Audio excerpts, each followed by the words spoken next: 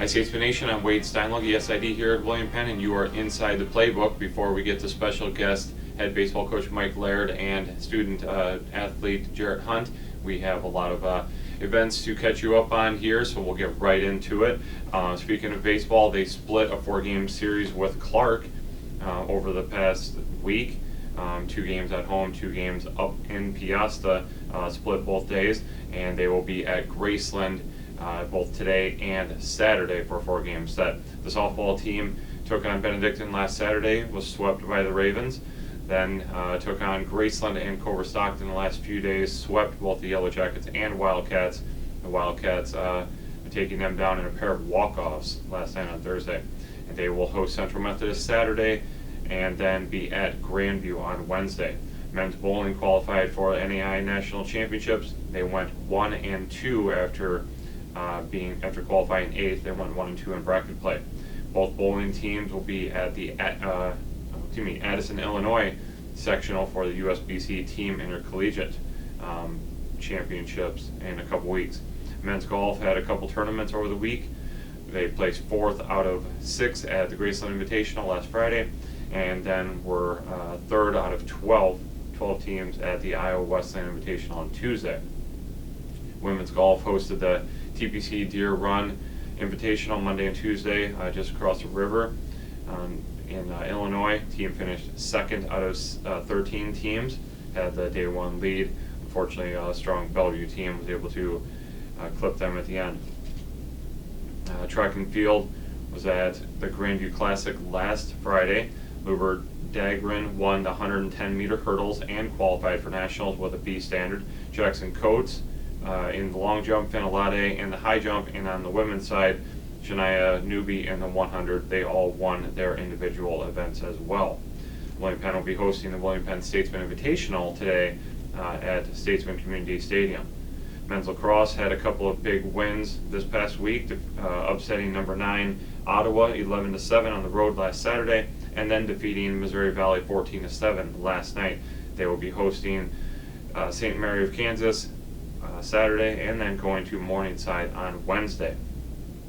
Women's lacrosse fell 18-9 at Ottawa last Saturday, and then pulled off a huge come from behind victory, down 9-3 at one point, ended up winning 11-10 over Missouri Valley in overtime on Thursday.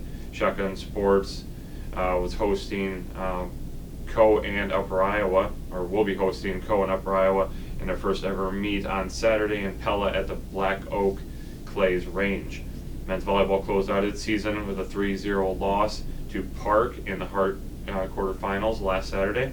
Women's soccer also closed out its season, its very condensed spring season, with a 1-1 tie against Northwestern last Saturday. And then finally, men's soccer defeated both Northwestern last weekend, and then also defeated Hannibal LaGrange on Tuesday. The team will conclude its regular season with a game against Briarcliff Saturday before going into the Hart tournament next Saturday.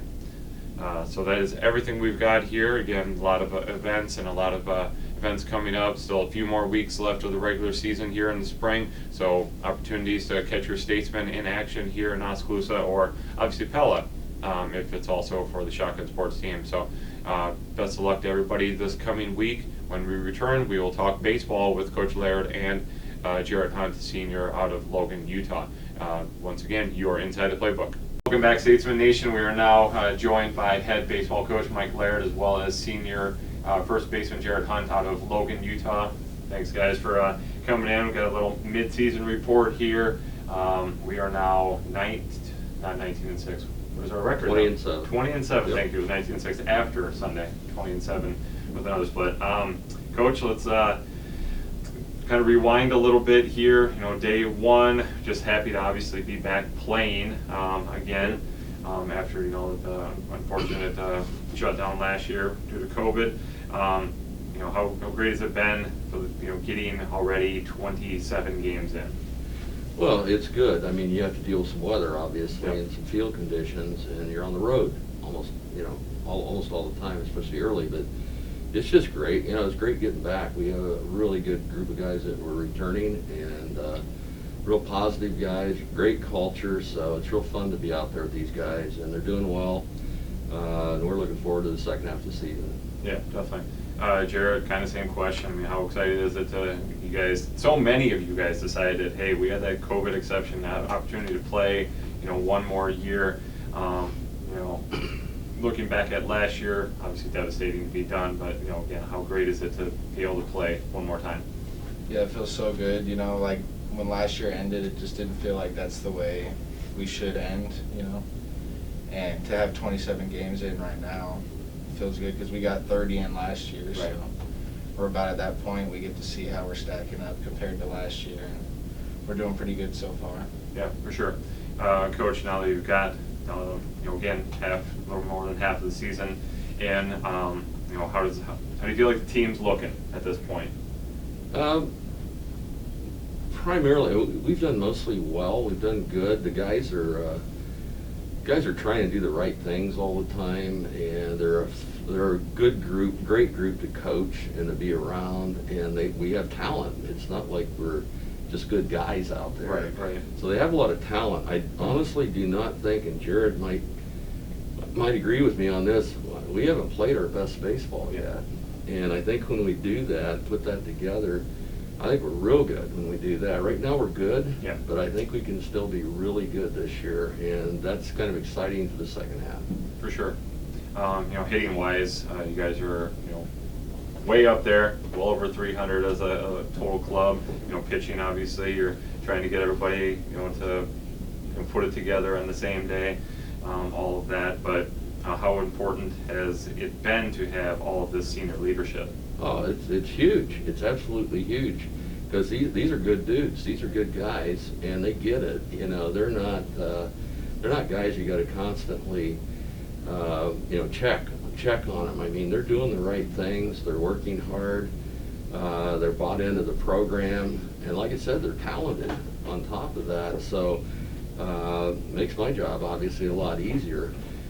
We'd like everybody, obviously, with offensive and defensive situations to do the right things, and that's difficult, sometimes. And we've had some people in and out of the lineup, but yeah, for the most part, this has been a very, very enjoyable year, and I'm really looking forward to seeing what we can do here at the end. Yeah. Expectations, how have they changed now that you guys are halfway through the season? I don't know that they've changed a lot, Wade. These guys expected to be pretty good. I Right. expected them to be good too, and so I don't think, I think we're kind of on track for that. I mean, obviously, you could always say, well, we'd take a couple games back, we'd take some ABs back. Sure. If we figured something out with one of our starting pitchers earlier, maybe we would have done. But you can't do that. Right. Now you can just go forward. But yeah, I love these guys. These are great guys, and I like our chances. I like our chances at the end of the year. Yeah, definitely. Jared, same thing. When you guys came into this season, obviously just excited to be able to play, but were the expectations different, knowing that you guys again have so many seniors that the COVID seniors that are really trying to end their career on a really, really high note? I mean, yeah, our expectations were kind of what we did in 2019. We hope to repeat as conference champs, whether it's in the regular season or in the postseason. And we just want to keep doing that. And obviously our seniors are hungry. And I think our series against Grandview showed how hungry we can be and how we came back in 3 games to sweep them. Right. And it just shows how well our team is kind of built and brought together. Definitely. Individual goals for you, as well as maybe team goals that you guys have set. I mean, you kind of already mentioned the team goal a little bit, but maybe add a little bit to it. But individual goals for you that you set, for this year and now halfway through the year, have those been switched up at all? Yeah, I mean, so some team goals that we're thinking of coming up soon is the Central Methodist Series. Yeah. I know me and a couple of the other guys know how important that series is, and one of our goals is to win that series, and so that's going to be a big series. Right. And then individual goals, I mean, I hope to try to win another Gold Glove award and then just make the all-conference team again. Sure. Just do what it takes to win. Definitely. Coach, we'll talk about Jared a little bit here again, a guy that decided to come back. And said, I love this. I love this team. Love being part of it, and want to go out on the highest note possible. Just talk about his importance to the squad. Oh, you could say a million things. I could say, and Jared knows how I feel about him. He's an integral part of this whole process, not just like on the field, but off the field, and he totally gets it. I mean, he's a consummate team player, plus he's a great athlete. He does it all. He's highly respected by everybody. He supports everybody. He's a consummate team guy that can really play. He can really play. He's a very good player. Great student. He's got the whole package. If you're looking at, student athlete, that's Jared is that guy. But something else that needs to be probably recognized is we're not the only ones that returned almost all of our seniors. We've got a very good team, but man, there's some of these other teams, they brought everybody back, and it's just the level of baseball, NAI-wise, is extremely high right now in our conference. And so, we can't make a lot of mistakes. Nobody can make a lot of mistakes. But no, having this guy over at first base, I don't know how many games he won back in 19 when we won the league. But he picked so many balls out of the dirt, it was unbelievable, and he was a large part of why we won the league. Yeah. And he could hit. He's been my 3, 4, 5 hitter.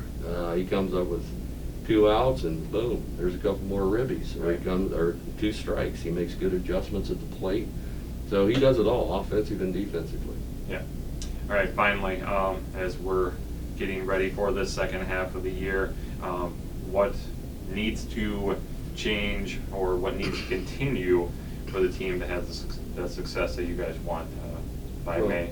One of the things that's crucial, and Jared knows this from last year's team, the COVID year, is we had so many injuries, so many weird things that seemed to happen to some of our key guys. And matter of fact, because Jared's pretty flexible and he can play outfield, we had to move him into the outfield because we had our lineup so discombobulated at times. And he was perfectly willing to do that and did a good job. But I'm just saying we got to not have those types of injuries hit us at the wrong time. And that's always a factor. You never know. And right now we've got some guys that are kind of beat up because our schedule's been changed a little bit. We're going on short days, coming back tomorrow again. Yep. And but we've got to be careful. We've got to be careful that way. And but this team they're bought in. They compete. Yeah. They compete. And like I said, Jared's right there at the top with everybody. Definitely. All right, Coach. Well, you guys still have a whole bunch of series, including that Central Methodist one next weekend. But first off, you have to take care of Graceland over in Lamoni. So tomorrow and Saturday, a pair of double headers. Once again, this is Coach Mike Laird as well as Jared Hunt, senior baseball player, and we wish you guys the best of luck the rest of the year. Thanks. Yeah. All right, Thanks a lot, guys. Wade.